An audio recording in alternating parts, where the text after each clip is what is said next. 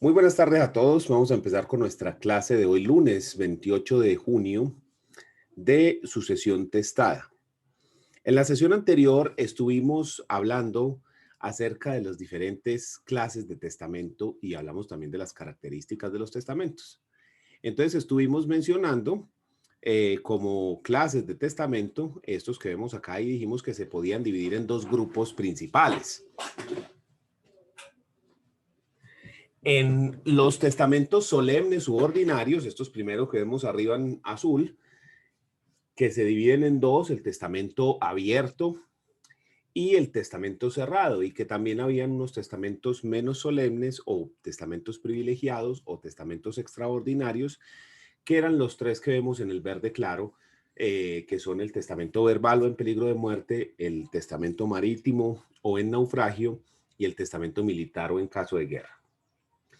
Vamos a ver los requisitos especiales de cada uno de los testamentos.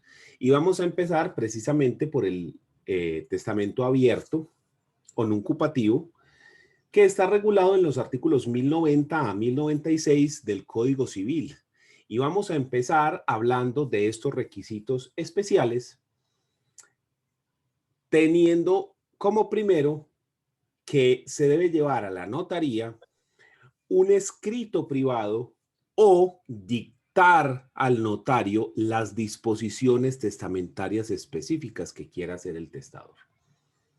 Entonces es viable que el testador se presente con el escrito o que se diga de viva voz las disposiciones testamentarias específicas que se quieran otorgar en el respectivo testamento. En la práctica, lo que se usa generalmente de verdad es que la persona lo lleva por escrito y de manera digital para pasarlo por correo electrónico o con una USB o algo así al protocolista. Este descarga ese formato de lo que le ha pasado el testador y lo acomoda al escrito de la escritura pública, como vimos en la clase anterior acerca de ese testamento abierto que constituía esa señora por allá en Barranquilla, ¿sí? Donde tiene pues unas frases y unas cosas propias de las escrituras públicas que se le agregan a ese contenido que presta el testador para verterlo pues en la escritura pública final. Ese contenido que el testador le entrega al notario, bien sea verbalmente o por escrito, debe verterse a escritura pública. Se debe realizar una escritura pública que va a permanecer en la notaría y que, como su nombre lo indica, cualquier persona puede acceder a él porque es público, ¿sí? Además de verter a escritura pública el contenido de las disposiciones testamentarias, obviamente modificándolas y acoplándolas a lo que la ley exige que deba tener como contenido la escritura pública, se hace posteriormente de haber redactado toda la escritura pública como va a quedar, una lectura de esta por parte del notario en presencia del testador y de tres testigos hábiles. Esos testigos hábiles son personas que se van a encargar de dar fe que el día tal, a tal hora, se presentó el testador que otorgó testamento diciendo unas disposiciones tan, que están contenidas dentro de la escritura pública.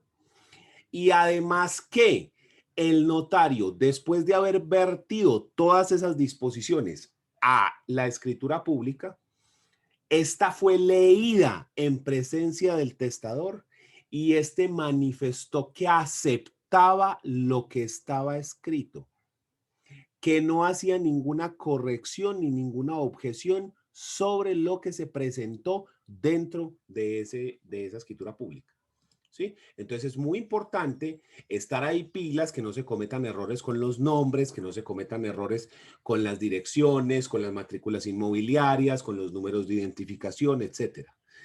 Porque si otorgada la escritura ya realizada hay un error, entonces toca realizar una escritura de corrección, que es un paso aparte. Entonces, siempre se trata de evitar este tipo de cosas. ¿Listo? Entonces, para eso se hace la lectura de la escritura pública testamentaria por el notario en presencia de los 3 testigos hábiles. ¿Qué significa ser un testigo hábil? Para ser un testigo hábil hay que cumplir con unas reglas que están reguladas dentro del artículo 1068. Ese artículo 1068 nos dice quién no puede ser testigo. ¿Quién no puede ser testigo? ¿Sí? Y este también resulta en una de las principales objeciones que dan lugar a que la gente utilice poco el testamento. Miremos. Hay 4, digamos, situaciones principales de las cuales se derivan varios puntos. Unas calidades personales, la relación que se tenga con el testador, la relación que se tenga con el notario o la relación que se tenga con los demás testigos. Que en caso de presentarse alguno de estos que vemos en estos cuadros, alguna de estas circunstancias, esto da lugar a que el testigo sea inhábil y que no pueda ejercer su labor como testigo de ese testamento, lo cual llevaría a la nulidad del acto. ¿Listo? Entonces, empecemos por acá. Calidades personales de los testigos. Si un testigo es menor de 18 años, es inhábil. Lo particular de esto es que los menores de edad sí pueden otorgar testamento, que era lo que habíamos visto antes. Entonces, un menor de edad sí puede otorgar testamento, pero no puede ser testigo de un testamento. Una discrepancia que para mí no es lógica, ¿sí? Teniendo en cuenta lo otro. Para mí, usted para otorgar testamento debería ser mayor de edad, pero bueno, eso ya es otra discusión aparte, ¿sí? Pero entonces, para que tengamos presente que aun cuando se permite la minoría de edad para otorgamiento del testamento, no se permite como habilidad del testigo. Es decir, el testigo tiene que ser mayor de 18 años siempre. Segundo punto, frente a las calidades personales. La persona que no comprenda el idioma del testador tampoco puede ser testigo. ¿Usted puede utilizar testigos extranjeros? Sí, siempre y cuando estos entiendan perfectamente el idioma del testador. ¿Ok? Tampoco podrán servir como testigos las personas interdictos por demencia. Esto siempre cogiéndolo con pinzas, porque recordemos la modificación que está incluida en la ley 1996, donde se eliminan las interdicciones. Entonces yo tengo 2 formas de interpretar esto. Primero, como que está derogado y esa norma ya no aplica, o que la persona que tenga un problema y que necesite un apoyo, según esa ley 1996, no podría ser testigo. Viendo que la idea de esa ley 1996 es ser más permisivos, ser más incluyentes, pues creo que se decanta es por la derogación de este punto. Entonces, digamos que hoy en día no nos tiene que preocupar las calidades mentales del testigo, lo cual, sinceramente, va en contra de la naturaleza de esa norma. Es decir, lo que se pretende es que la persona que va a servir como testigo tenga unas aptitudes mentales que le permitan dar fe porque reconoce los actos realizados y el contenido de los mismos. Pero si la persona tiene un padecimiento mental, digamos un Alzheimer, que daría lugar a una interdicción, pero que hoy en día, según la 1996, no. Es que imagínese un testigo con Alzheimer. ¿Sí? Entonces, por eso les digo, esa ley 1996, por eso no es de mis amores, porque genera muchos problemas. Pero bueno. Siguiente punto. Quien no esté en sano juicio al momento de ser llamado como testigo. ¿Cómo se comprueba esto? el notario hace, como les había yo mencionado,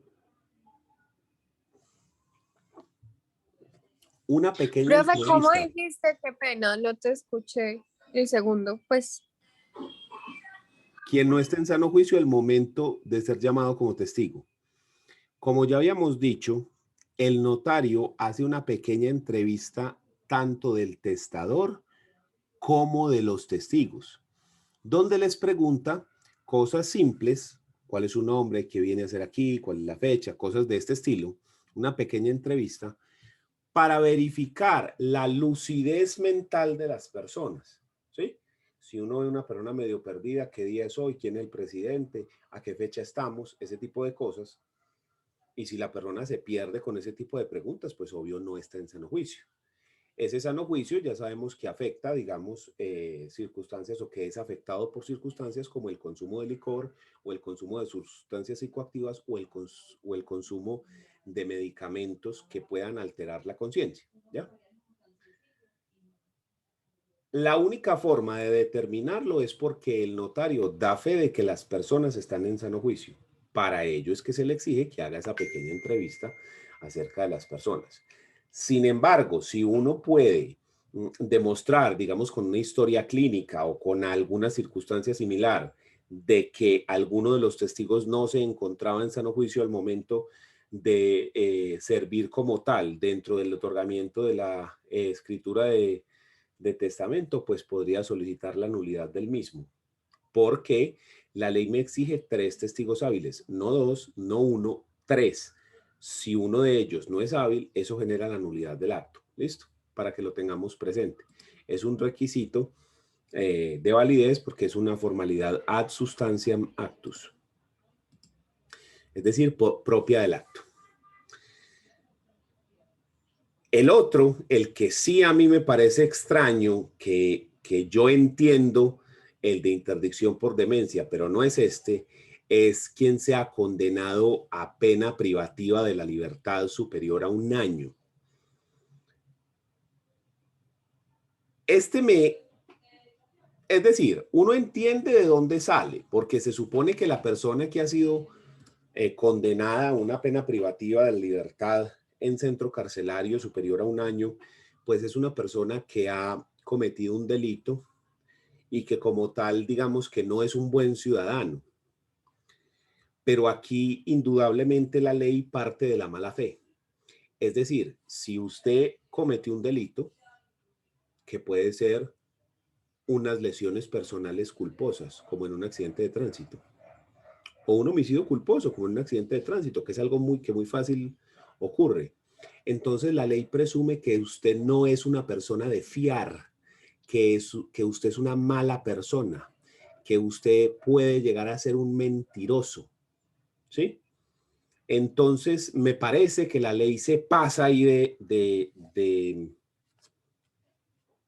prejuicioso y que genera una presunción de mala fe para la persona privada de la libertad. Es decir, yo puedo aceptar que la ley dijera que si usted está privado de la libertad, en ese momento no pueda servir como testigo. ¿Ya? Pero pena superior a 1 año, es que a 1 año puede ser, no, pues es que casi cualquier delito, ¿sí? La cosa es que dice pena de prisión, entonces uno, haciendo pues una interpretación de la norma, diría que tendría que ser pena privativa de la libertad en centro carcelario, no sería en la casa, pero entonces casa por cárcel, pues, ¿sí me entienden? O sea, genera ahí problemas. Entonces, a mí me parece que la norma se pasa ahí un poquito, pero eso es lo que dice la ley. Entonces, algunas personas, en este caso, dirán dura lex sed lex, dura es la ley, pero es la ley, pero me queda a mí ese problema. Entonces, si la persona fue privada de la libertad, nada. Pero la cosa es privada de la libertad cuando tenía 18 años y hoy en día tiene 80 y ya no me sirve de testigo. ¿Sí? ¿Y cómo hago yo para saber que un amigo, un vecino, tiene una pena privativa de la libertad? O sea, le digo, hey, ¿me vas a servir de testigo? Sí, claro, con mucho gusto. Pero ¿a vos se han metido a la cárcel alguna vez? Pero bueno, parece que toca preguntar eso. ¿Sí? Siguiente. los extranjeros no domiciliados en Colombia. Esta sí tiene más sentido, ya que el extranjero no domiciliado pues le va a quedar más difícil en tiempos antes de virtualidad presentarse a un juzgado para rendir testimonio acerca de la veracidad del testamento presentado. Hoy en día, pues esta norma de los extranjeros no domiciliados, yo creo que es bastante endeble porque hoy en día usted puede comunicarse con una persona que esté en cualquier parte del mundo en tiempo real con audio y video. Entonces, no me parece pues lógico, no entiendo el sentido en el mundo de hoy, siempre recordando que esto son normas antiguas, pero en el mundo de hoy yo más fácil reevaluaría esta última que cualquiera de las otras incluso. ¿Sí? Porque lo que les digo, yo me puedo conectar en tiempo real con cualquier ciudadano en cualquier parte del mundo, con audio y video. Entonces, la razón por la cual se daba esta era por la dificultad de encontrar a un extranjero no domiciliado para que se presentara al juicio en caso de ser requerido para verificar la veracidad del asunto. Pero eh, la veracidad del testamento, pero pues hoy en día eso sí queda en nada. Entonces, miren que esas son solo las calidades personales. Si yo no cumplo con esas calidades personales, no puedo servir de testigo. Entonces, ahí ya empiezan los problemas porque cada vez se va volviendo más difícil encontrar una persona apta. Y cuando juntamos todas las inhabilidades, nos damos cuenta de que siempre es bien complejo encontrar un grupo de 3 personas para que sirva de testigo. Miremos frente a la relación del testigo con el testador.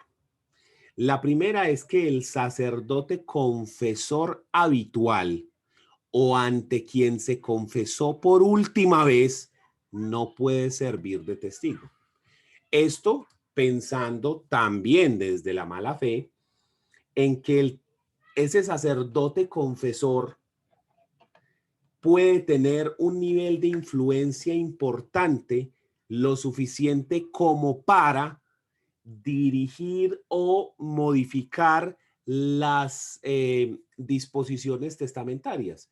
Porque la persona podría decirle, bueno, me dejas aquí o le dejas a tal persona, o si no te vas a condenar porque no te absuelvo de los pecados. Una cuestión así por ese estilo. O que simplemente por medio de una persuasión o una imposición de tipo espiritual, podría la persona decir, sí, empezar a llevarlo a que la persona haga alguna disposición testamentaria especial. Pero lo importante no es esto, sino que también queda inhábil los parientes del sacerdote, los parientes consanguíneos del sacerdote. Entonces mire que se va abriendo todavía más el asunto. El sacerdote no puede y uno entiende las razones de la prohibición, pero los parientes del sacerdote tampoco. El cónyuge o compañero permanente sobreviviente, el cónyuge del testador, no puede servir de testigo, en un sentido similar a lo que se propone con el confesor, ya que el cónyuge tiene un poder de persuasión muy importante en las personas, entonces también puede influenciar las disposiciones testamentarias que se van a dar. ¿Listo? Tampoco pueden servir de testigo las personas que van a servir como herederos, ni los legatarios o quien tenga un provecho directo del testamento. Ninguna persona que vaya a tener un provecho directo del testamento puede servir de testigo. Pero tampoco pueden servir como testigos las personas dependientes o trabajadores del testador. El testador tiene una empresa, ninguno de sus trabajadores puede servir como testigo, ni ninguna de las personas que dependan de él. Pero tampoco los parientes hasta el tercer grado de consanguinidad, segundo de afinidad y primero civil frente al testador. Entonces, mire que si yo tomo todas estas personas, pues aquí yo estoy excluyendo a un montón de gente. Es que solamente con este último del trabajador y de los parientes, yo ya tengo un montón de gente a la que no puedo llamar como testigos de este acto. Entonces se va volviendo más difícil. Pero si usted sigue mirando los otros, cada vez se vuelve más complejo encontrar el testigo, porque miremos, en relación con el notario, no puede ser el cónyuge o compañero permanente del notario, perfecto, porque el notario también podría haberse beneficiado de manera directa por ese testamento. Tampoco puede ser los trabajadores o dependientes del notario, o sea que usted no le puede pedir a un protocolista, a alguien que trabaje en la notaría que sirva de testigo. Y tampoco los parientes hasta el tercer grado de consanguinidad, segundo de afinidad y primero civil con relación al notario. Entonces yo no le puedo pedir, mejor dicho, al notario ninguna clase de ayuda para encontrar los testigos. Y además de esto, los testigos entre sí tampoco pueden ser parientes, o sea que si son tíos, primos, etcétera, hasta el tercer grado de consanguinidad, no, el primo sí se puede porque primos es más del cuarto, no pueden ser cónyuges o compañeros permanentes y no pueden ser trabajadores o dependientes unos de otros. Básicamente yo tengo que encontrar personas totalmente extrañas entre sí, ajenas, amigos, pero que no sean dependientes ni trabajadores, ni que tengan relación con el notario, ni que tengan relación con el sacerdote o confesor habitual, ni que tengan relaciones entre ellos para que sirvan de testigos. Con un solo de los testigos que no funcione, esto puede dar como resultado la nulidad del testamento. Entonces, miren que teniendo en cuenta todas estas inhabilidades, se vuelve difícil encontrar una persona que sea hábil para, para servir como testigo, ¿sí? Y encontrar tres, porque es que necesito tres testigos que cumplan con estas condiciones. Básicamente pueden ser amigos, vecinos y demás, pero no pueden tener ninguna de estas condiciones, entonces ahí empieza uno de los primeros muros que tiene este testamento. ¿Sí? Ese es uno de los primeros muros importantes, encontrar una persona hábil para otorgar testamento.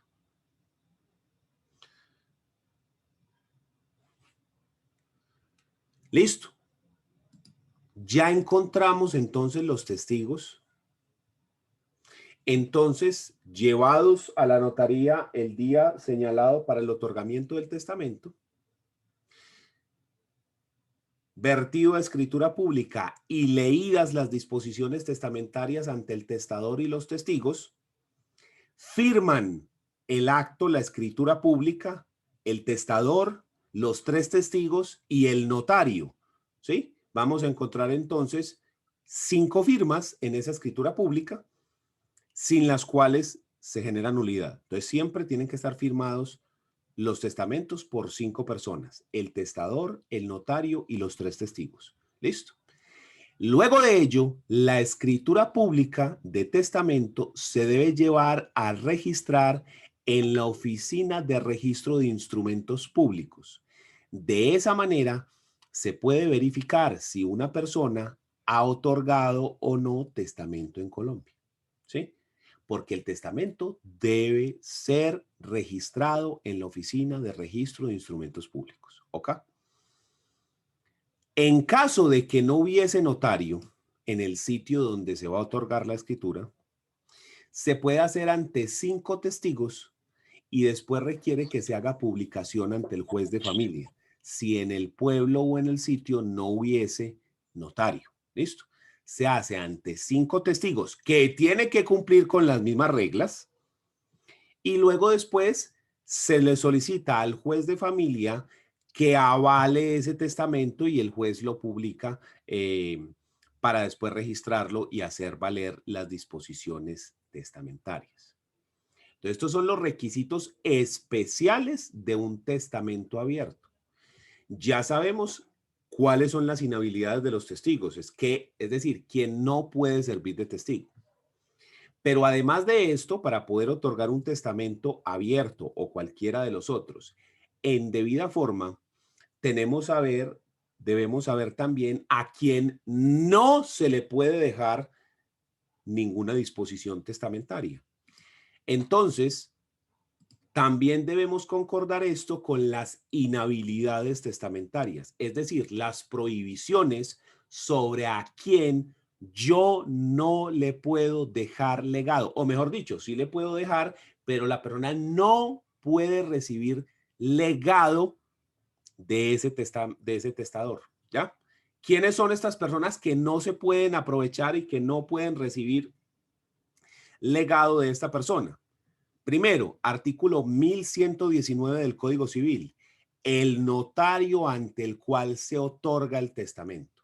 Usted a ese notario no le puede dejar legado de ninguna clase dentro del testamento. ¿Listo?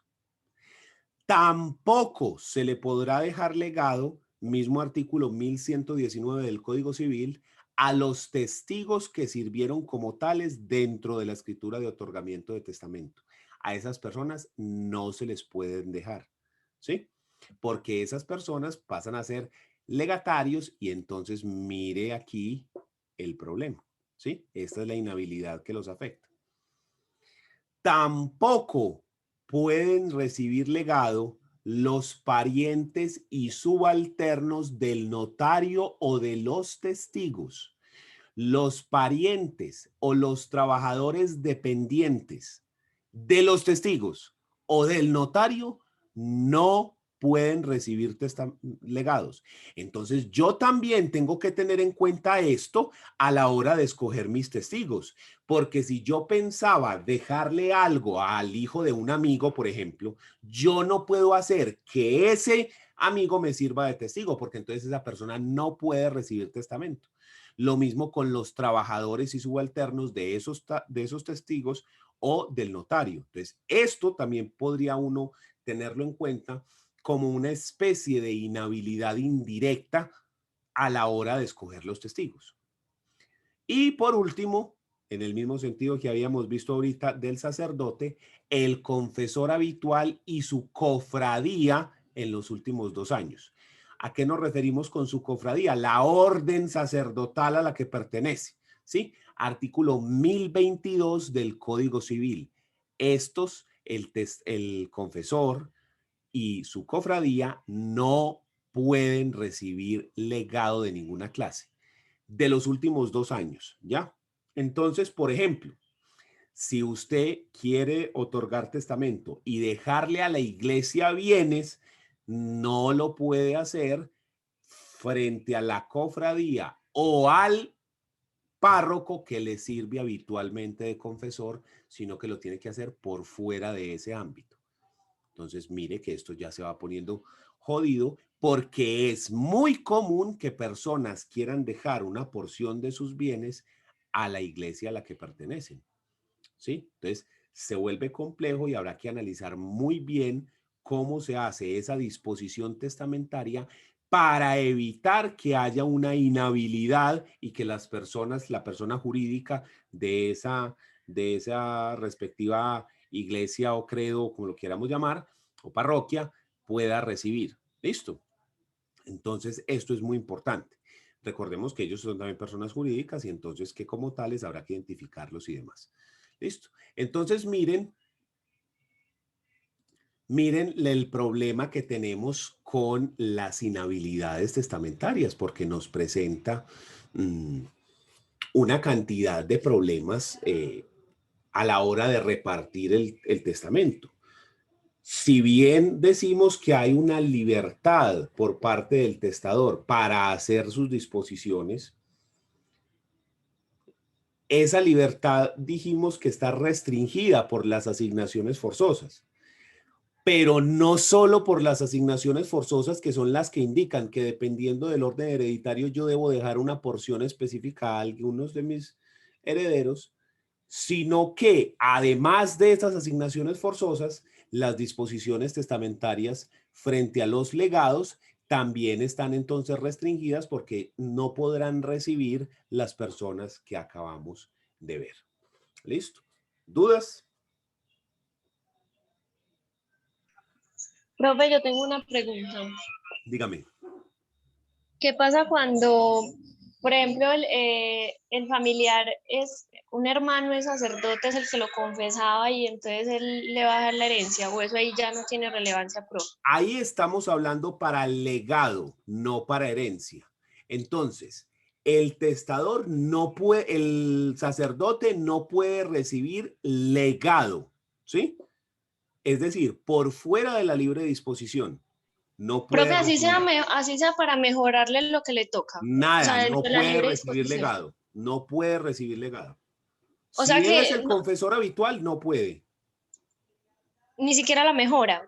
No, no, no. Así Es es. que acuérdense que las mejoras ya no existen. A partir del 18 ya no existen mejoras y los hermanos no tendrían derecho a mejoras, solamente los hijos. ¿Sí? Entonces, aun cuando sea mi hijo, si él es el confesor habitual, no puede. Es decir, no es por ser sacerdote. El problema no es ser sacerdote. El problema es ser el confesor habitual. ¿Sí? El problema no es el sacerdocio, sino ser el confesor. ¿Por qué razón? Porque es que el confesor es una persona en la cual usted deposita un voto de confianza muy importante. Porque es que usted le está confiando a esa persona unas cosas de carácter totalmente personal, ¿sí? Y esa persona tiene un poder de influencia importante sobre las personas. Entonces, la ley, reconociendo el grado de influencia que puede tener ese confesor, sobre todo que teniendo como ejemplo la religión católica, ¿cuál es el papel del confesor? El confesor es la persona a la cual usted le dice los pecados cometidos, ¿sí? Y esa persona te absuelve de las consecuencias negativas de los pecados. Básicamente, usted comete pecados y si se muere, se va para el infierno, a la paila mocha, ¿sí? Usted se puede salvar del infierno si le han perdonado sus pecados, ¿sí? ¿Quién los perdona? El confesor. Profe, Entonces, mire el grado de, o sea, mire el grado de influencia que tiene esta persona. Es que si yo no te perdono, te condeno eternamente, ¿sí? Entonces, la ley, teniendo en cuenta la función del confesor, esto está basado todo en la religión católica, pero puede funcionar para otros credos también reconocidos en Colombia. Entonces, teniendo en cuenta como modelo el confesor católico y cuál es su papel y cuál es la importancia de la figura para la religión, ahí es donde se genera el problema, porque se dice, es que esta persona podría llegar a decir cosas como, o me dejas esto amigo a la iglesia o no te perdono los pecados y te condenas eternamente. Entonces, es un, es un problema ya de tipo, de orden que moral, lo podríamos decir, en el sentido de que la persona influye o está coercionando psicológicamente al testador o podría coercionarlo psicológicamente de esta forma. Pero, entonces vos me decís, pero ¿y qué pasa si el confesor habitual es un familiar? ¿Sí? Es un hermano o es un hijo o es una persona así. Ese confesor habitual no puede recibir legado, que es lo que yo dejo por fuera de lo que la ley me obliga. ¿Sí? No puede recibir un legado. Pero puede recibir herencia. Sí, porque las leyes de herencia que dicen quiénes son los herederos son de orden público y se aplican a todo el mundo.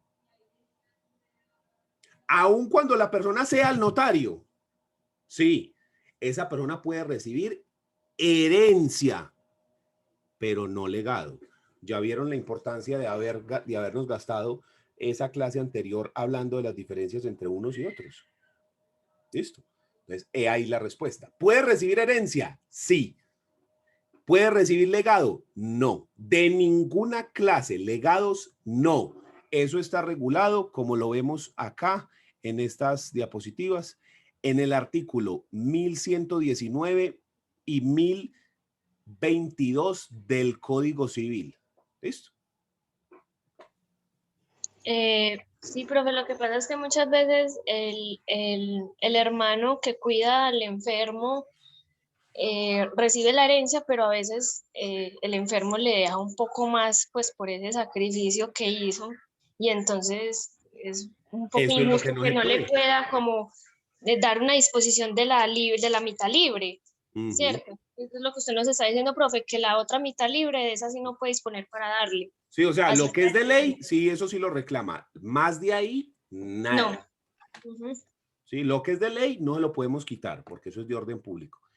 Pero más de ahí nada. Pero es que yo le quiero dejar, ahí sí toca más bien en vida, dejarla en vida, porque si usted le dona en vida o le vende o cualquier otra figura en vida, pues ahí sí ya es otra cuestión, ¿sí? Pero aún así, pues podemos estar hablando de otras circunstancias, como por ejemplo,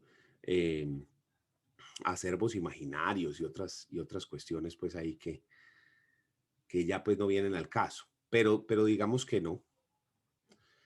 Todo es tratando de prevenir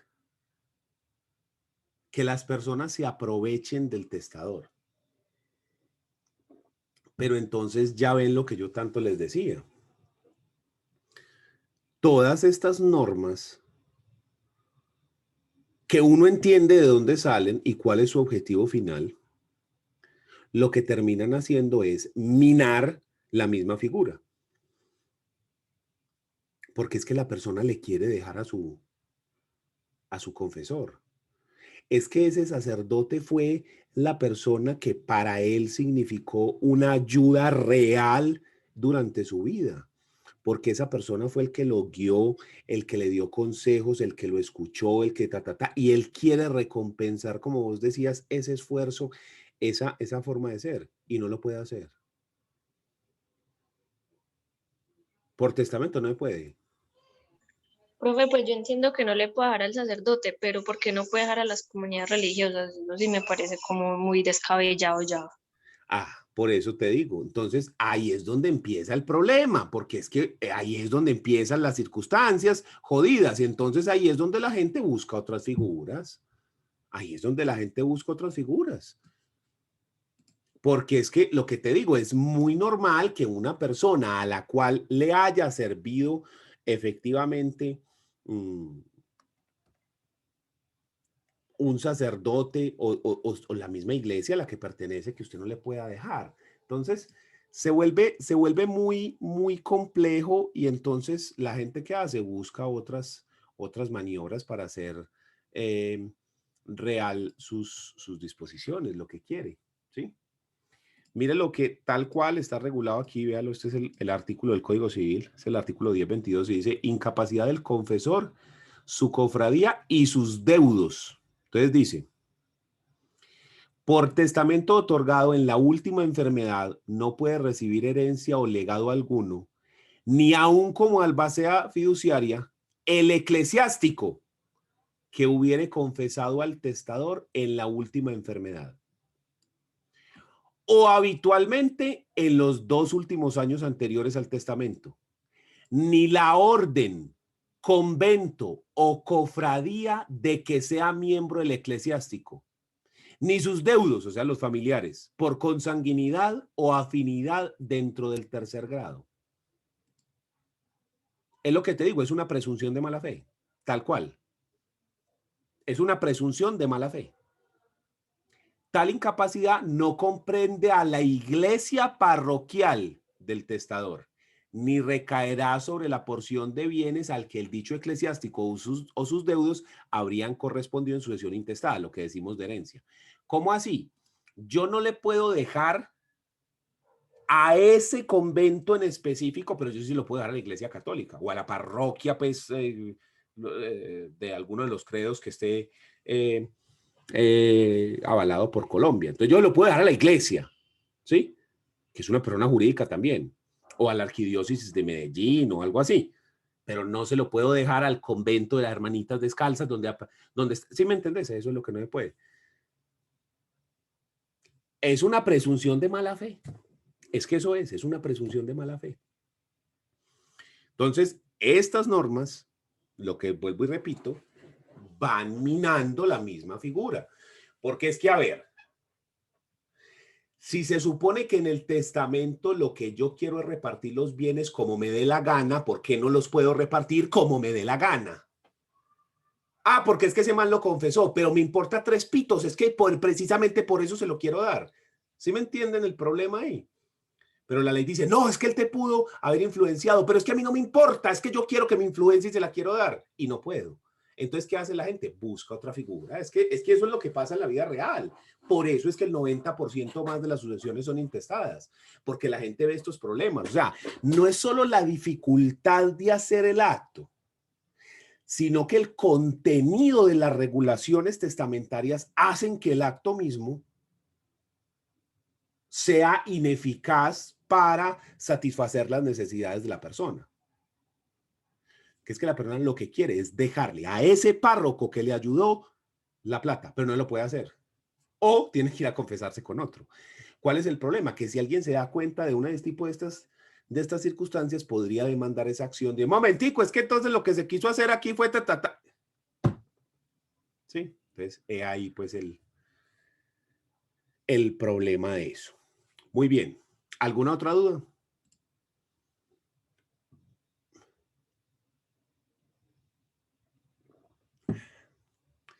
Hablemos entonces del contenido del testamento abierto.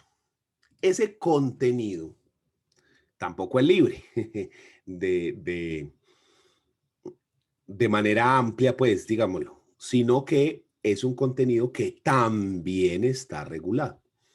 El artículo 1073 del Código Civil nos dice específicamente cuáles son los datos que debe contener el testamento.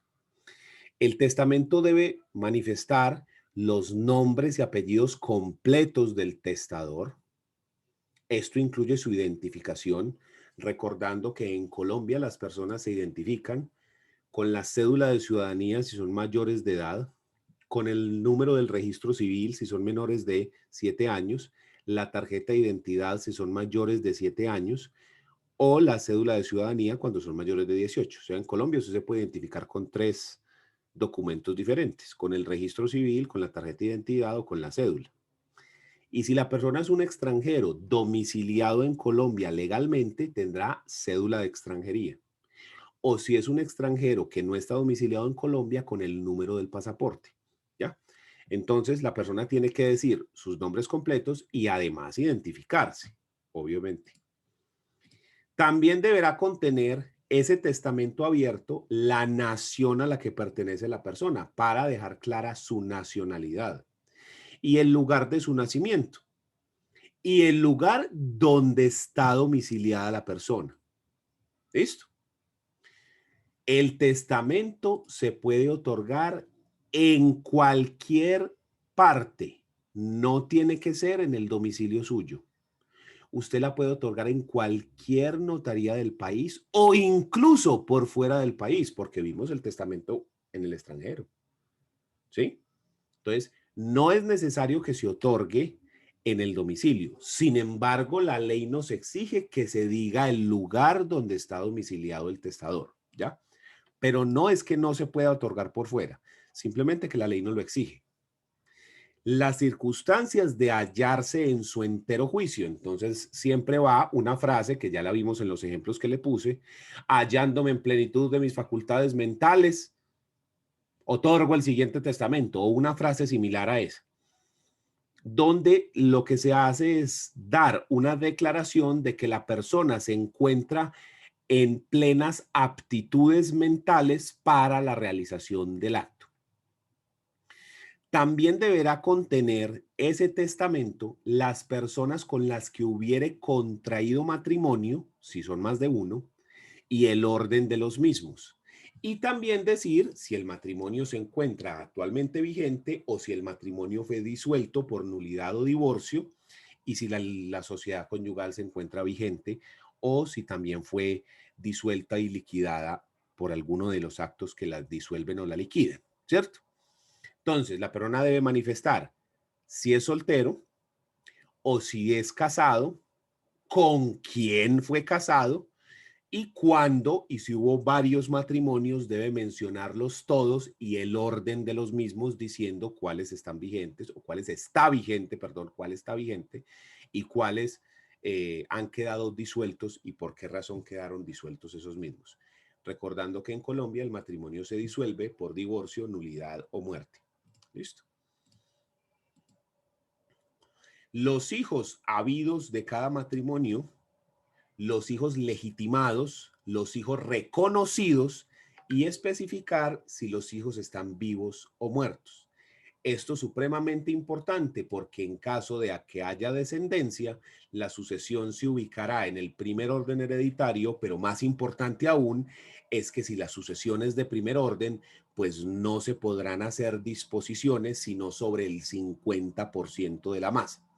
Mejor dicho, yo puedo repartir libremente el 50% de la masa. La otra mitad, yo también puedo disponer de ella, pero teniendo claro que le tengo que dejar ese 50% a los hijos en partes iguales.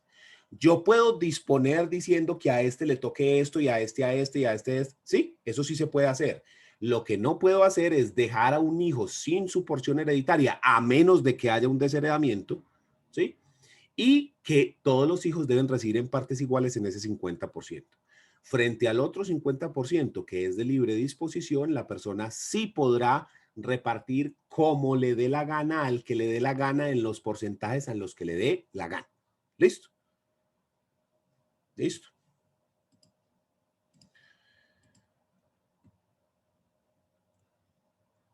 También debe contener los nombres y apellidos completos de los hijos extramatrimoniales que se piense reconocer.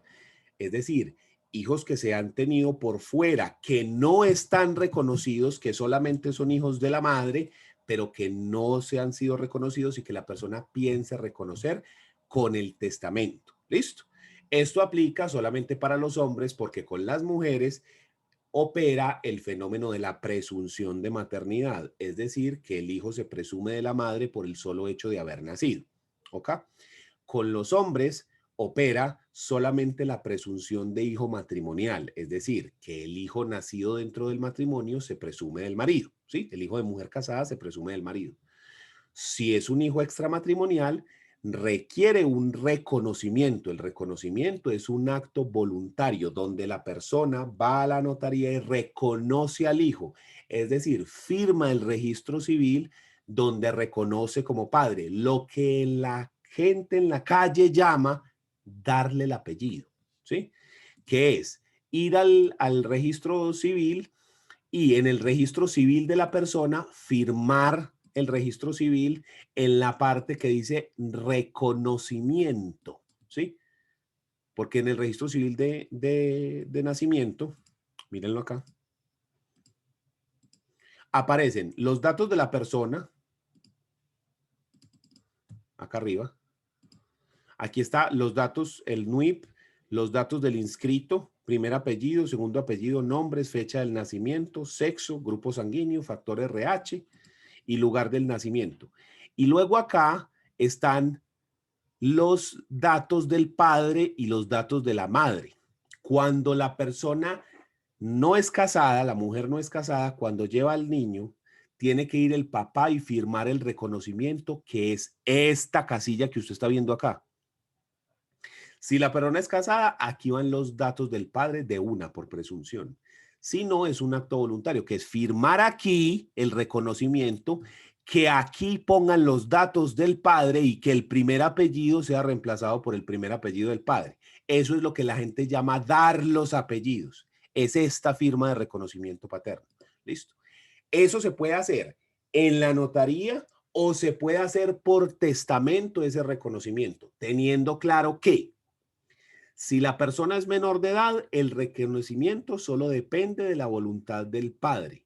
Si la persona es mayor de edad, el reconocimiento también requerirá la voluntad del hijo. ¿Listo? Si es mayor de edad. Si es menor de edad, solo la voluntad del padre. Si es mayor de edad, la voluntad de ambos, del padre y del hijo. ¿Ok? Entonces, sigamos con el contenido. También debe decir dentro del testamento el nombre, apellido y domicilio de cada uno de los testigos, el lugar, día, mes y año en el que se está otorgando el testamento, la notaría, el nombre y el apellido del notario. Todo esto extraído del artículo 1073 del Código Civil. Entonces, cuando uno le piden evaluar un testamento para identificar si es aplicable o no, tiene que revisar que el contenido del mismo esté acorde a la norma, que las disposiciones testamentarias no contengan alguna de estas que diga que no se puede recibir, que los testigos cumplan con las habilidades para verlos, para poder ejercer esa función, y que además se cumpla con todos los requisitos especiales del testamento. Entonces, míreme la cantidad de requisitos que tiene esto para que una persona pueda válidamente repartir los bienes al momento de su muerte. Entonces, se vuelve muy complejo el asunto. Entonces, cuando la persona ve toda esta regulación, y eso que no estamos hablando de la regulación de la masa herencial, de cómo puedo repartir yo. Si tenemos en cuenta, si a estos requisitos le juntamos con las prohibiciones por las asignaciones forzosas, entonces sí estamos jodidos, porque usted le dice a la persona, listo, entonces usted tiene su masa, esto es lo que usted va a repartir. No, pero mentiras, usted tiene que respetar esta mitad de este lado, se la tenés que dejar obligatoriamente a tal persona. Aquí con esta sí puedes hacer lo que te dé la gana. Entonces, mira, todos esos requisitos son los que hacen que las personas busquen otras figuras. ¿Listo? ¿Dudas?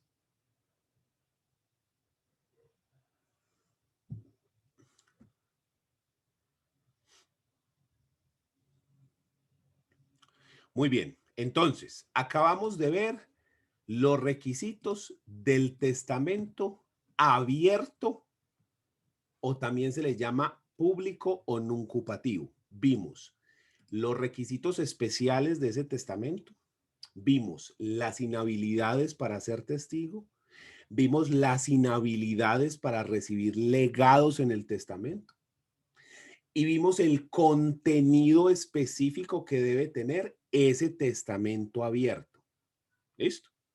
Vamos a pasar a hablar entonces del testamento cerrado, secreto o místico. ¿Listo? En el mismo orden de ideas, vamos a hablar de los requisitos especiales. Ya este se facilita un poco porque ya conocemos las inhabilidades de los testigos, ya conocemos las inhabilidades testamentarias de quién no puede recibir, ya sabemos quién puede otorgar testamento válidamente en Colombia y quién no lo puede otorgar. Entonces cada vez se va facilitando más. ¿Listo?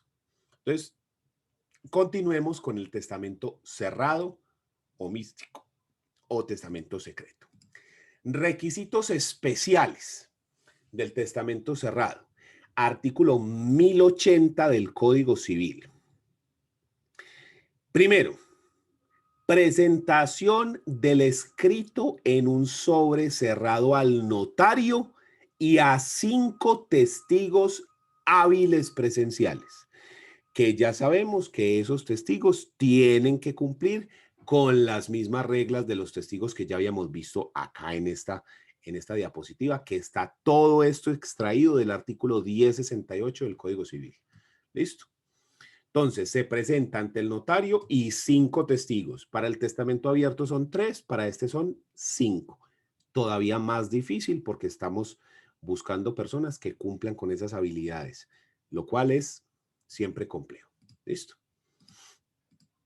Segundo requisito, declaración de viva voz de que ese sobre que se presenta, ese sobre cerrado que se presenta al notario, contiene el testamento. El testador tiene que decir en presencia de esas 6 personas, 5 testigos y el notario: señor notario, le entrego este sobre que contiene mi testamento cerrado.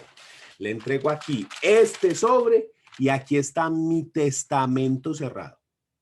Le hago entrega de eso, de viva voz. ¿Listo? Que todos vean que se está haciendo entrega de ese testamento. Tercero, cerramiento externo del sobre con estampamiento en la cubierta, sello, nombres y 7 firmas, que fue lo que les mostré en ese testamento cerrado que estuvimos analizando. ¿Sí? Que en este testamento cerrado, acá en la parte de abajo está el sobre que dice testamento cerrado, están las firmas de todas las personas, está el testador, Está un testigo, dos testigos, tres testigos, cuatro testigos, cinco testigos. Está la firma del notario, los sellos, ¿sí?, del notario, y está incluso la fecha y el nombre de la escritura pública. Esto es a lo que se refiere eso. El cerramiento del sobre, que les dije que lo hacen con esa cosa de cera, pues en algunos casos, y las firmas de las 7 personas. Testador, 5 testigos y el notario. ¿Listo? Custodia del testamento en la caja de seguridad de la notaría. Ese sobre se guarda en la caja de seguridad de la notaría y solamente se abrirá y se sacará el sobre una vez la persona haya fallecido y se pretenda iniciar la respectiva sucesión. Sin embargo, de esto se debe dejar una constancia en escritura pública. Se otorga una escritura pública donde se dice que en el sobre que está en la caja de seguridad de la notaría se otorgó testamento cerrado por parte de Pedro Pérez y como testigos sirvieron Hugo, Paco, Luis, Daisy, Rosita, los 5 testigos y el testador. De esa escritura pública, que es esta que está aquí, miren que dice escritura pública 2072 del 30 de mayo del 2009. Esta escritura pública lo que dice es que en la notaría hay un testamento cerrado del nombre del Señor. ¿Listo?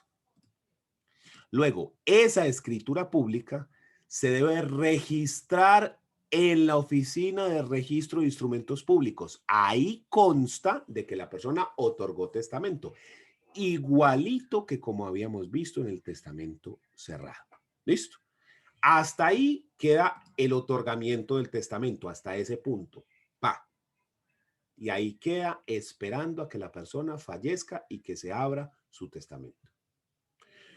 Una vez la persona fallece y se va a abrir la sucesión, entonces será necesario cumplir con el último requisito, que es la apertura y publicación del testamento cerrado por el notario. Esta apertura y publicación del testamento está regulada expresamente en los artículos 59 a 67 del decreto 960 de 1970. En ese decreto 960 del 70 dice cómo es que se va a hacer esta diligencia de apertura de testamento. Y tiene los siguientes pasos. Primero, se hace una citación. El notario citará a los herederos y a los testigos para que estén presentes en la diligencia de apertura. Segundo, la lectura del testamento. El notario abre el sobre en presencia de todas las personas, mostrando pues la integridad del sobre. Mire lo que no está roto, lo abre, saca el documento y lo lee ante los herederos y los testigos. Eso es lo que hemos visto nosotros en películas, ¿sí? Que es lo que yo les digo que es súper cinematográfico, que lo hemos visto 1000 veces en películas, novelas y demás, porque es muy cinematográfico en el sentido de que está la sorpresa de cómo se hace y toda la cosa. En la vida real es ligeramente más sencillo de lo que aparenta, y les voy a mostrar aquí un video en YouTube acerca de cómo se hace, que uno le quita pues como la tanta cinematografía que tiene el asunto. Miren, les muestro. El, el, el video se llama Testamento ante Notario, de una persona que se llama Norma Méndez. Miren el video. ¿Se escucha? ¿Me confirman, por favor?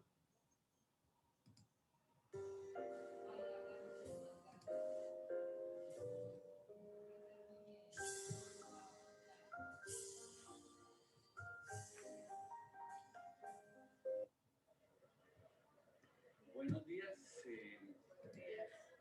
Vamos a empezar entonces el acto solemne de lectura del testamento abierto. Doctor, se escucha muy pasito.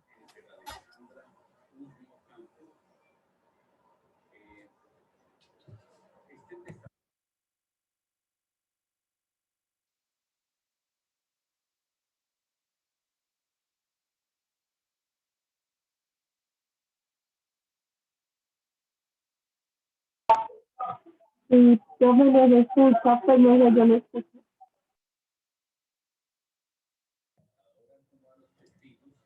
¿No lo escuchan? No, señor, no se escucha. Ah, por eso les dije que me confirmaran audio, pero como estaban dormidos, pues nadie escuchó. No, no, no.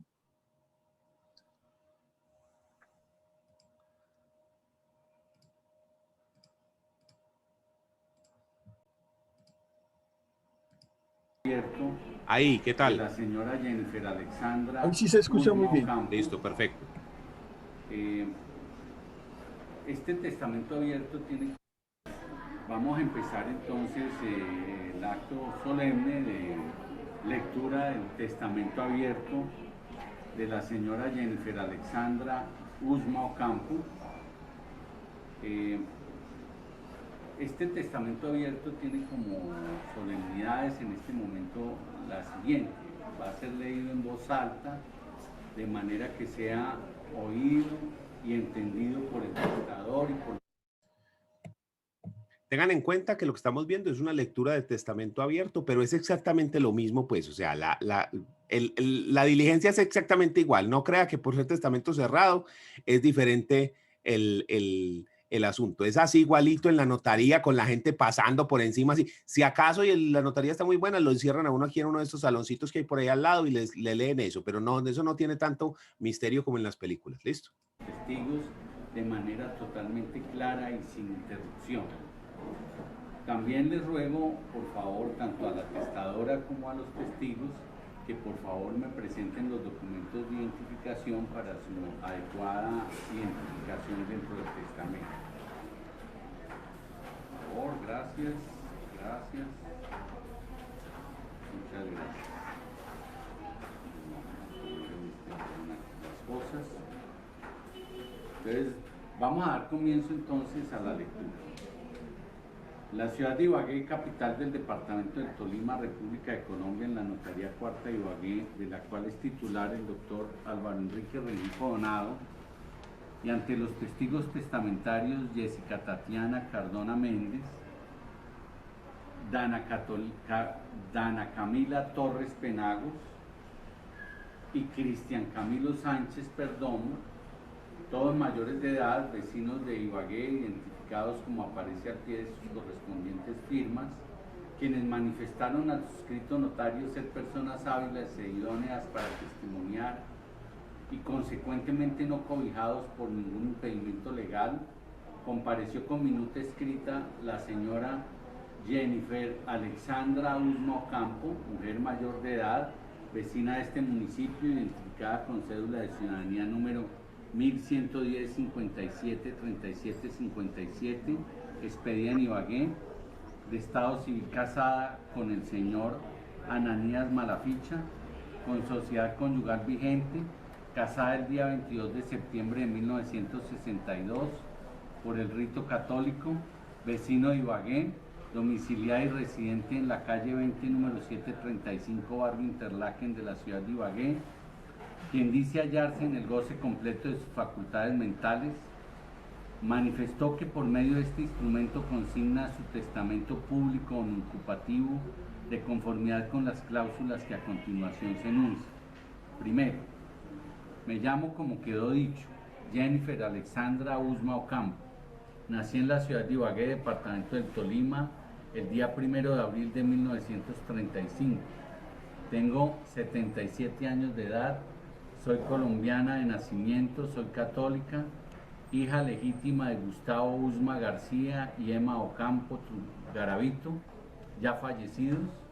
Me identifico con la cédula de ciudadanía número 1110 57 37 57, expedida en Ibagué, que es mi domicilio habitual. Segundo, declaro expresamente que no tengo hijos legítimos ni adoptivos ni extramatrimoniales. Tercero, para todos los efectos de este instrumento manifiesto que no he hecho donaciones por causa de muerte, ni he otorgado ningún otro testamento. Cuarto, como me hallo en cabal y completo uso de mis facultades mentales, es mi voluntad otorgar por medio de esta escritura pública y con el lleno de las solemnidades legales mi testamento y manifestar que es mi deseo que éste sea tenido como la expresión de mi última y deliberada voluntad y que así lo mando y dispongo. Quinto, en consecuencia dispongo que el 25% del bien inmueble de mi propiedad a que se refiere la escritura pública número 2741 del 29 de octubre de 1970 de la Notaría Segunda del Círculo de Ibagué, registrada en la oficina de registro de este círculo el día 2 de noviembre de 1970 al folio de matrícula inmobiliaria número 350 87871, al momento de mi fallecimiento se ha asignado a Rosita Flores, identificada con cédula de ciudadanía número 93237756 de Ibagué, quien ha vivido bajo mi amparo y responsabilidad de crianza, considerándola como mi hija, con derecho a sucederme una vez fallezca.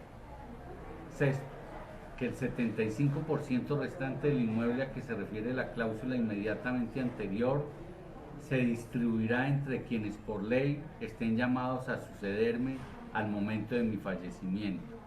Séptimo, designo como albacea con tenencia y administración de bienes a mi esposo Ananías Malaficha, identificado con cédula de ciudadanía 28511-348, a quien relevo expresamente de prestar caución para el ejercicio de dicho cargo. El albacea tendrá a su cargo el deber de sostener la integridad, validez y eficacia de mi última y única casa, situada en la calle 20 entre carreras séptima y octava, distinguida en su puerta de entrada con el número 735, antes con el número 745 de la ciudad de Ibagué. Declaración testamentaria aquí consignada, ya que con anterioridad no he otorgado otro testamento. Leído este instrumento al compareciente testador, en voz alta y sin interrupción, de manera de ser visto, oído y entendido, en presencia de los testigos mencionados y advertidos de la formalidad de su registro, lo hallo conforme, lo apruebo y firmo junto con ellos y conmigo, el notario, de todo lo cual doy fe, haciendo constar que esta escritura se otorgó en las hojas de papel notarial número 001-780263, 001-780264.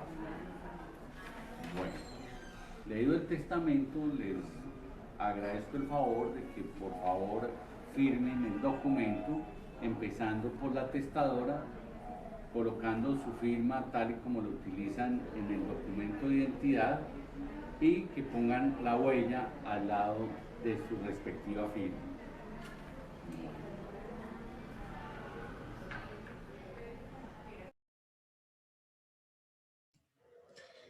Entonces, como les dije, esa es la lectura de testamento abierto, pues como lo habíamos mencionado.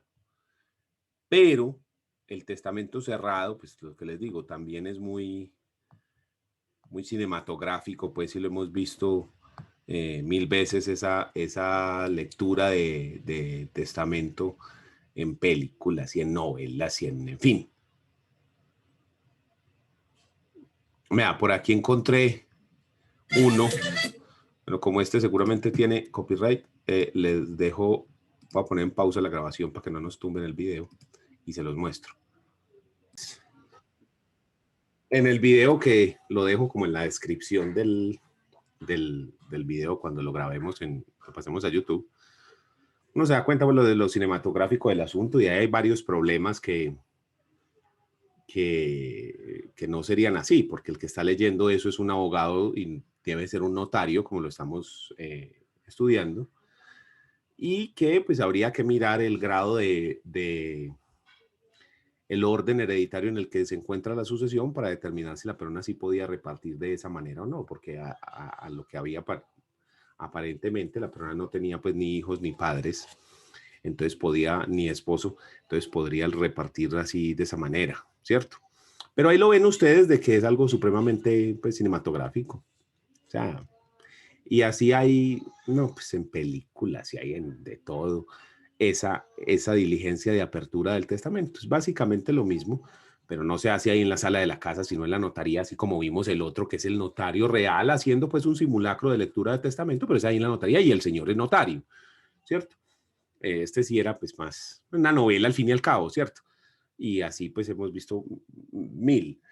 Pero ahí está. Lo raro es que, hombre, ¿por qué no contratan un abogado siquiera para preguntarle si eso se podía hacer así? Porque en vez de decir que era un abogado cualquiera, pues se hubiera dicho que era un notario y se dice que es el despacho de la notaría y se decora diferente y queda más creíble el asunto. Pero lo que les digo es esa es la escena.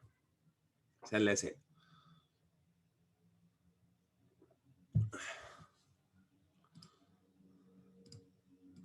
Entonces, se lee, así como lo vimos, las disposiciones que dice la persona,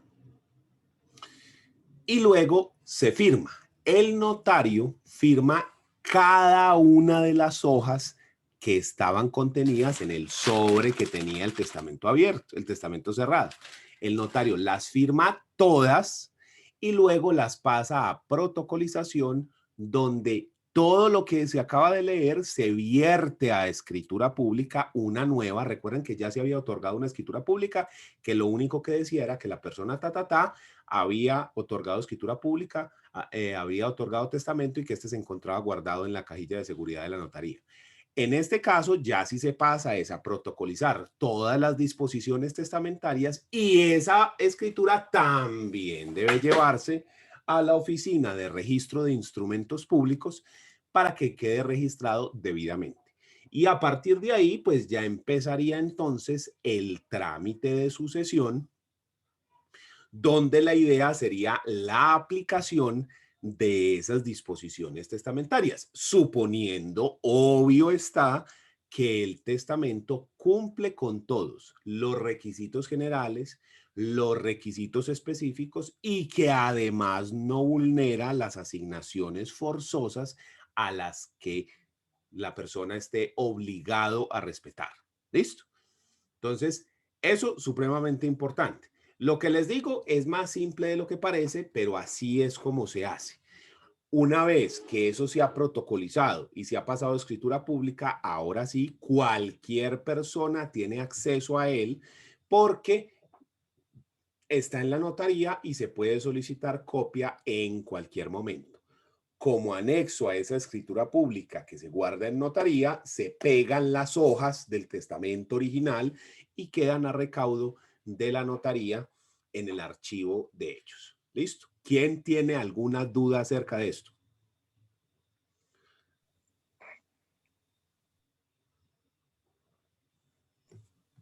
Profe, realmente no hay ningún beneficio en hacerlo público o privado, pues realmente eso es que puedan verlo todos y que no puedan.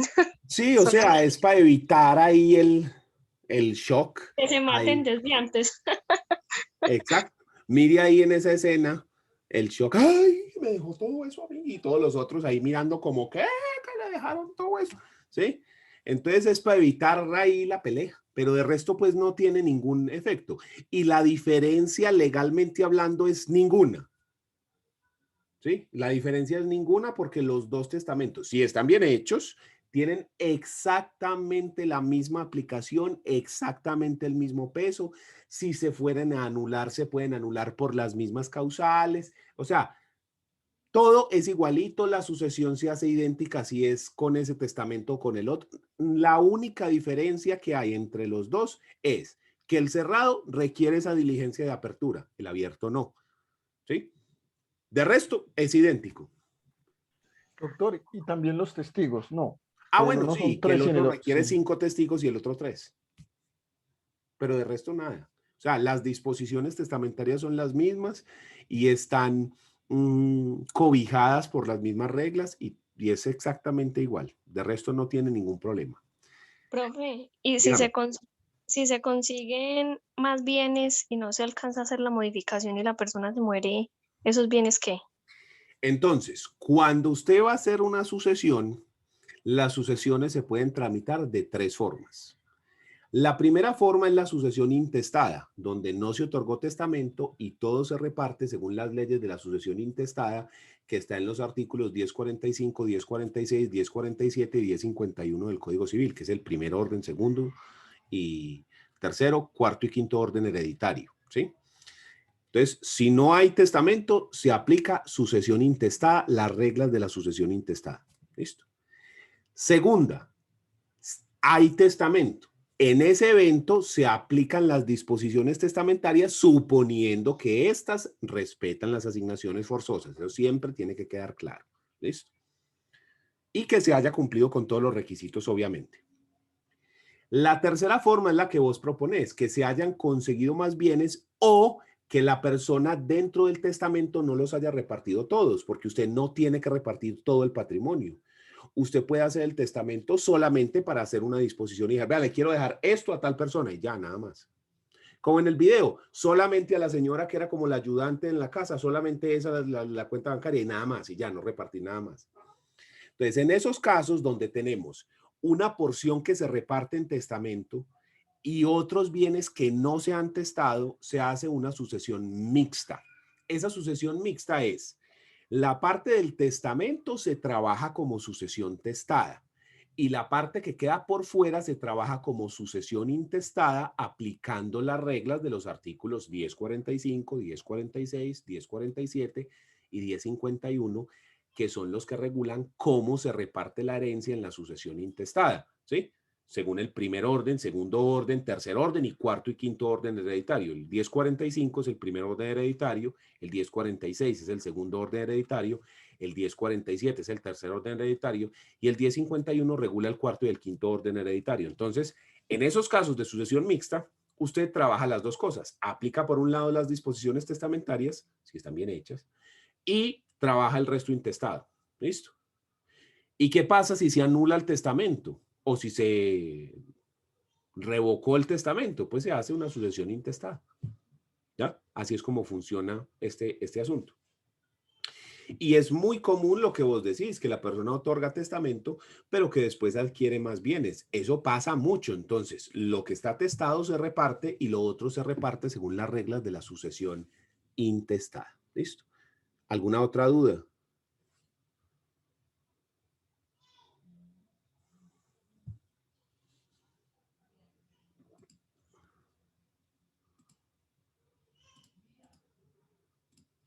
Muy bien. Entonces, pasemos a hablar ahora de los requisitos del testamento verbal o testamento en peligro de muerte. Este es el primero de esos llamados testamentos privilegiados o testamentos menos solemnes o testamentos extraordinarios que ya los habíamos visto en el cuadrito, ¿sí? Entonces este es el primero de ellos. Se le llama testamento verbal o en peligro de muerte porque, como su nombre lo indica, es el testamento que se tiene que hacer de manera intempestiva. Ya hay que hacerlo porque la persona está en las últimas, se va a morir. Y esto se ve reflejado en que el primer requisito de este testamento es que haya un peligro de muerte inminente. O sea, la persona se está muriendo, pero es que es ya. Y no nos da tiempo de hacer un testamento verbal o un testamento cerrado como lo otorga la ley. Entonces, para facilitar el caso y que la persona pueda otorgar su testamento, se le permite obviar los requisitos del testamento abierto y los requisitos del testamento cerrado, y se le permite entonces otorgar este testamento de forma verbal. ¿Listo? Debe la persona manifestar, segundo requisito, la declaración de viva voz que quiere otorgar un testamento. Yo voy a otorgar un testamento. Este se tiene que otorgar ante 3 testigos presenciales del hecho y de las disposiciones, del hecho de que el man se está muriendo, ¿sí? Y de las disposiciones testamentarias. Estos testigos si bien no es necesario que cumplan con todos los requisitos para ser hábiles, ¿sí? Se puede obviar algunos de ellos, pero no pueden ser personas que van a recibir provecho directo dentro del testamento. ¿Listo? Pero sí se pueden obviar algunos, no todos. Lo de que sean beneficiarios directos y de que sean familiares, no, eso no, ¿sí? Luego de que sea otorgado ese testamento de forma verbal, que la persona dice, vea, quiero repartir así, así, así, así, ante esas tres personas, se debe hacer una constatación por el juez de familia del hecho que motivó el testamento, ¿sí?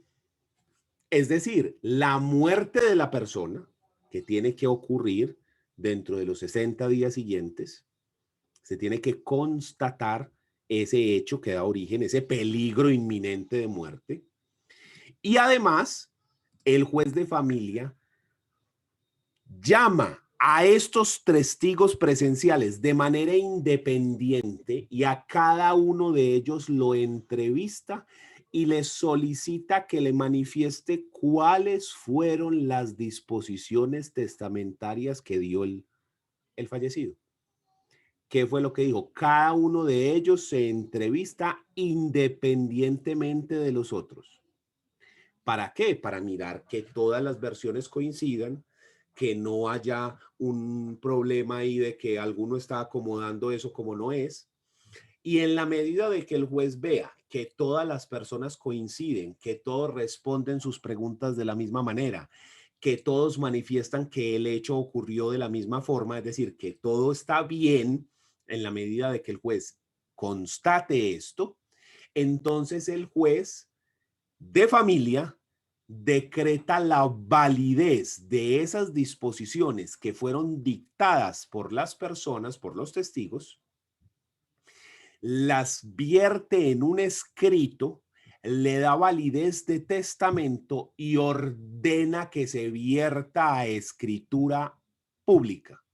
Entonces se debe ir a la notaría donde se pasa a escritura pública esas disposiciones y luego se deberá entonces registrar la escritura en la Oficina de Registro de Instrumentos Públicos y después darle aplicación a las disposiciones testamentarias dentro del proceso de sucesión respectivo.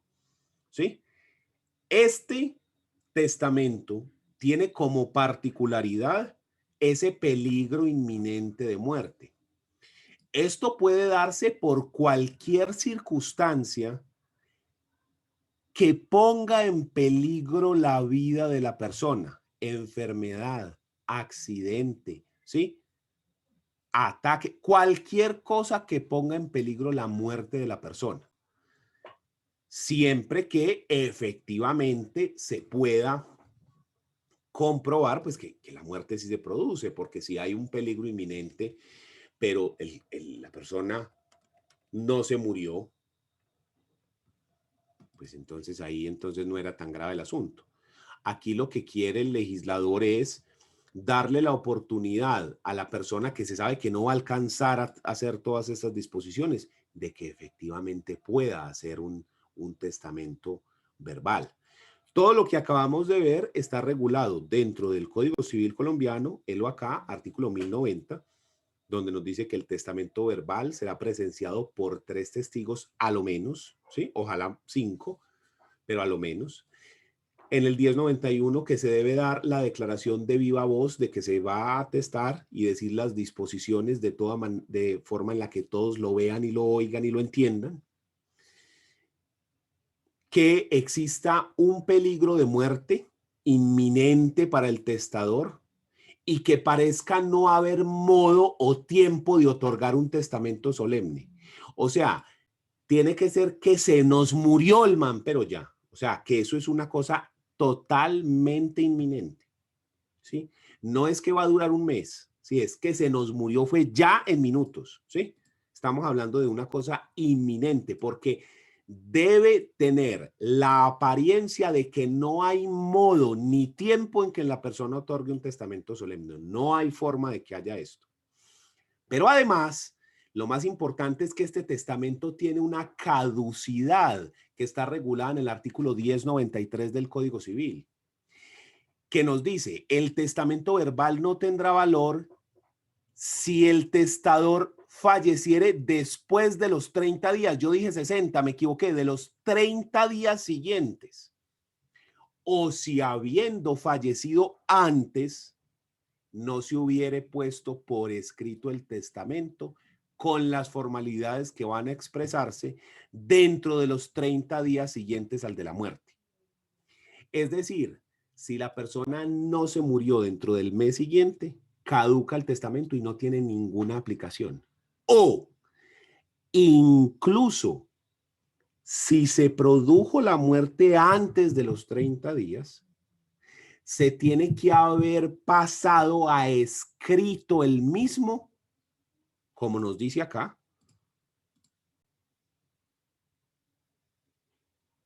dentro de los 30 días siguientes a la muerte, o sea, al momento de la muerte del testador hay que buscar pasar eso a escrito.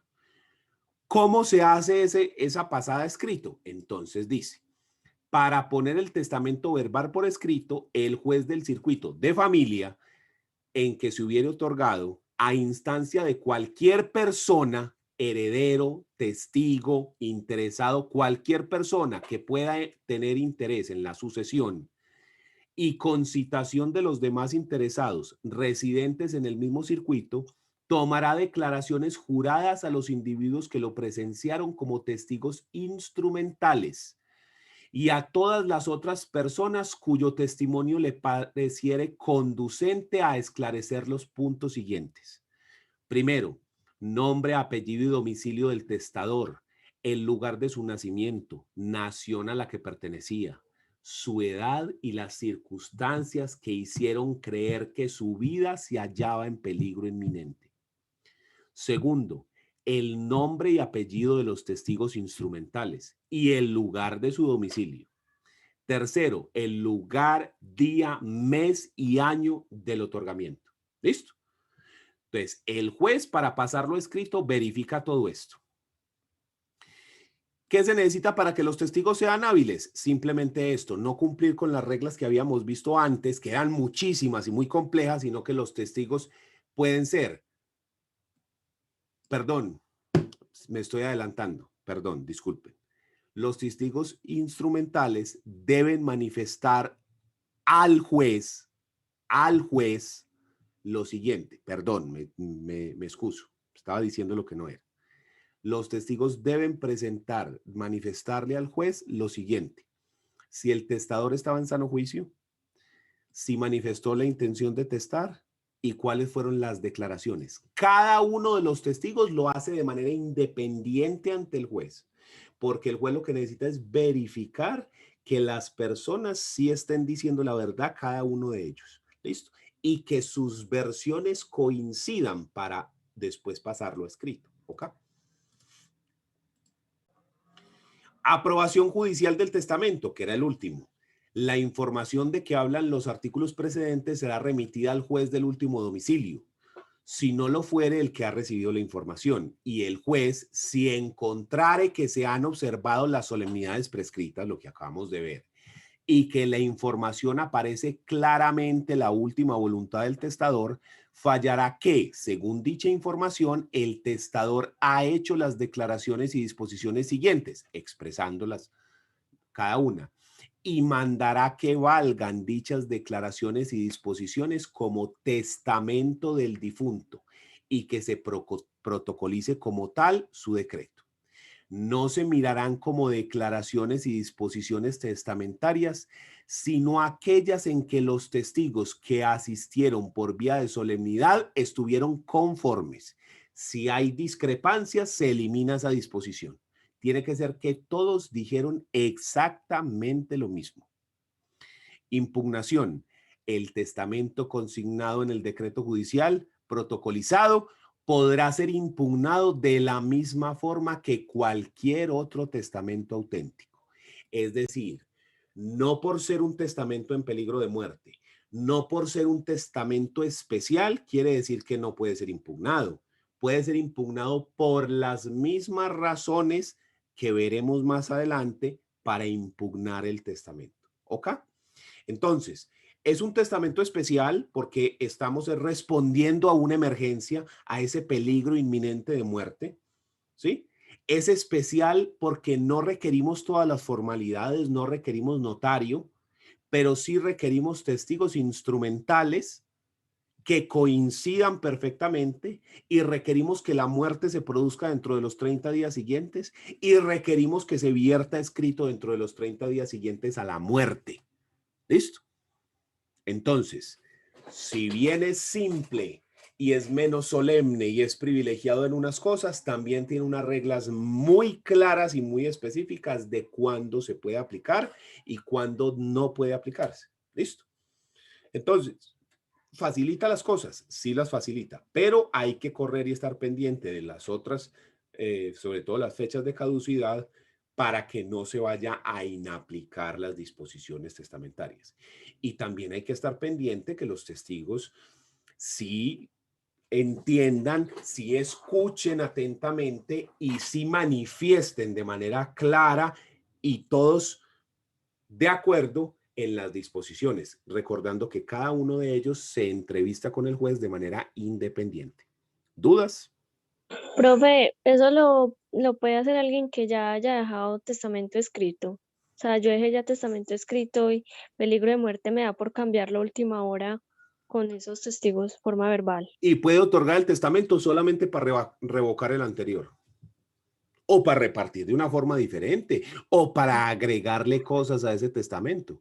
Porque acuérdense en que habíamos dicho que el testamento no es solo para repartir bienes. Yo puedo reconocer hijos, por ejemplo, puedo desheredar, nombrar albacea. Entonces, yo puedo otorgar testamento para otras cosas y puedo hacerlo en ese momento para cualquiera de ellas, para agregar, revocar, otorgar nuevas disposiciones, desheredar a alguien, reconocer un hijo, todo eso ahí en el lecho de muerte. ¿Listo? ¿Alguna otra duda? Juan. Doctor, le hago una pregunta. ¿El nombramiento del albacea se hace también por escritura pública? Dentro del testamento se nombra el albacea. Dentro del mismo testamento se hace el nombramiento del albacea. Ah, ok, sí. O sea que sí, la respuesta es sí, se hace por escritura pública, a menos de que sea aquí, porque usted lo hace de viva voz, pero igual al final va a terminar eso en una escritura pública. Entonces, siempre terminará eso en una escritura pública, bien sea porque se hizo desde el principio en un testamento abierto por escritura pública o porque haciéndolo de manera verbal acabó en eso. Ah, ok. Gracias, doctor. Sí, yo puedo otorgar el testamento solo para eso, solo para nombrar un albacea. No es común, pero nada me impide hacerlo. ¿Alguna otra duda?